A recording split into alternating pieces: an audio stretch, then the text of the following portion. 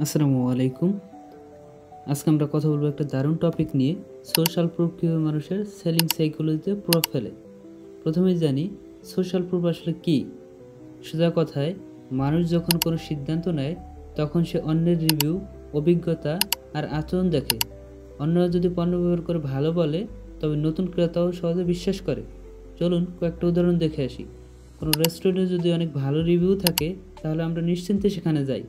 অনলাইনে শপিং করার সময় আমরা প্রথমে দেখি রেটিং আর রিভিউ কেমন।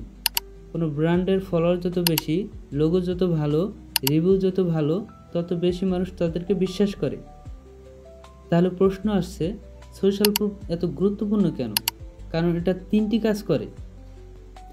মানুষের আস্থা বা ট্রাস্ট তৈরি করে, বিক্রি বা সেলস বাড়ায়, গ্রাহকের সিদ্ধান্ত নেওয়া সহজ করে দেয়। শেষ কথা হলো, সোশ্যাল প্রুফ হলো এমন এক সাইকোলজিক্যাল ট্রিগার যা মানুষের মনে আস্থা তৈরি করে আর বিক্রি বাড়াতে সাহায্য করে। তাই ব্যবসা বা ব্র্যান্ডিং যাই হোক, সোশ্যাল প্রুফ ব্যবহার করা অত্যন্ত জরুরি। আমরা চাই আপনার প্রতিটি টাকা যেন সেলসে রূপ নেয়।